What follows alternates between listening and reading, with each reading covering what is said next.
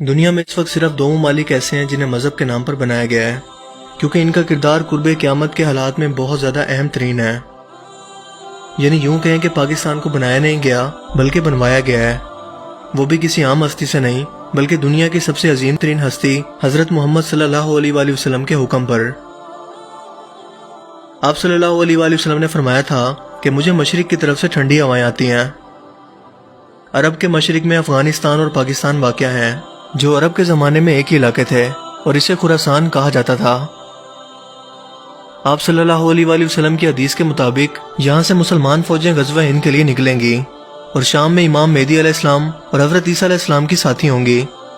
اسی لیے آج تک جتنا پاکستان کو لوٹا گیا اور اس کے خلاف بین الاقوامی سازشیں کی گئی، اگر اس کی جگہ کوئی اور ملک ہوتا تو اب تک تباہ ہو چکا ہوتا۔ لیکن یہ ملک چونکہ دنیا کی سب سے پاک ہستی حضرت محمد صلی اللہ علیہ وآلہ وسلم کی بشارت پر بنایا گیا، اسی لیے اسے مٹانا ممکن نہیں، جس کا ثبوت آپ کو ویڈیو میں آگے ملنے والا ہے۔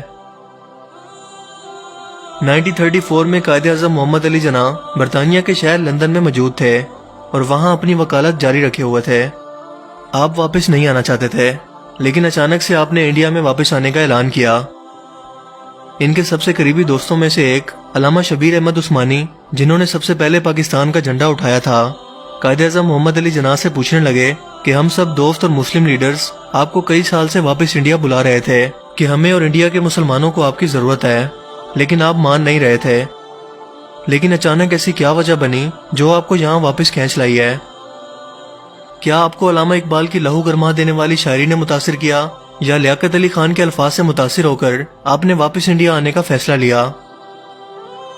قائد اعظم رحمت اللہ علیہ نے جواب دیا، ایسا کچھ بھی نہیں ہے، میں آپ کو ضرور حقیقت بتاؤں گا، لیکن ایک شرط پر، وہ یہ کہ جب تک میں زندہ رہوں یہ راز آپ کسی سے بھی نہیں کہیں گے۔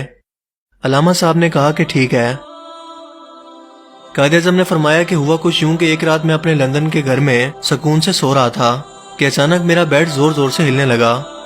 میں خوف سے فوراً جاگ گیا کہ ایسا کیوں ہو رہا ہے، لیکن اسے اپنا وہم سمجھ کر پھر سے سو گیا۔ لیکن ایک بار پھر سے میرا پلنگ زور زور سے ہلنے لگا، اتنی زور سے کہ مجھے لگا کہ شاید زلزلہ آ گیا ہے۔ سو میں بھاگ کر گھر سے باہر نکلا کہ شاید میری طرح اور بھی لوگ گھروں سے باہر موجود ہوں گے، لیکن رات کے اس پہلو میں میرے علاوہ کوئی بھی اور موجود نہیں تھا۔ سو میں پھر سے جا کر سو گیا، لیکن تیسری مرتبہ پھر ایسا ہوا۔ اب کی بار میری آنکھ کھلی تو اچانک سے ایک نورانی شخصیت میرے سامنے موجود تھی۔ میں نے کھڑے ہو کر یہاں وہاں دیکھا کہ یہ اندر کیسے داخل ہو گئے۔ پھر میں نے پوچھا کہ وہ آر یو؟ انہوں نے جواب دیا، I'm your prophet محمد۔ قائد اعظم نے فرمایا کہ میرے جسم پر کپ کپی طاری ہو گئی اور میں نے پوچھا کہ میں آپ کے لیے کیا کر سکتا ہوں میرے آقا؟ انہوں نے فرمایا، برِ صغیر کے مسلمانوں کو آپ کی ضرورت ہے، آپ واپس جا کر ان کی آزادی کی تحریک کی نمائندگی کریں، فکر مت کریں، میں آپ کا ساتھ دوں گا اور اللہ نے چاہا تو آپ ضرور کامیاب ہوں گے۔ اس لیے قائد اعظم رحمت اللہ علیہ فرمایا کرتے تھے کہ دنیا کی کوئی بھی طاقت پاکستان کو بننے سے نہیں روک سکتی، کیونکہ اس کی مدد خود نبی کریم صلی اللہ علیہ وآلہ وسلم فرما رہے تھے۔ قائد اعظم رحمت اللہ علیہ کی نماز جنازہ علامہ شبیر احمد عثمانی نے ہی پڑھائی، اور جنازہ کے بعد تقریر میں انہوں نے بتایا کہ کل رات کو میں نے قائد اعظم رحمت اللہ علیہ کو نبی کریم صلی اللہ علیہ وآلہ وسلم کے پاس بیٹھے ہوئے دیکھا۔ آپ صلی اللہ علیہ وآلہ وسلم نے قائد اعظم کی طرف اشارہ کر کے فرمایا کہ یہ میرا مجاہد ہے۔ اس کے علاوہ علامہ صاحب نے قائد اعظم رحمت اللہ علیہ کی نبی کریم صلی اللہ علیہ وآلہ وسلم سے ملاقات کا راز بھی فاش کر دیا۔ اسی لیے پاکستان اسلامی دنیا کی واحد ایٹمی طاقت ہے اور اس کا وجود اسلام دشمنوں کے لیے سب سے بڑا خطرہ ہے، مگر اسے تمام تر سازشوں اور ہر طرح کی تباہی کے باوجود تا قیامت قائم و دائمی رہنا ہے۔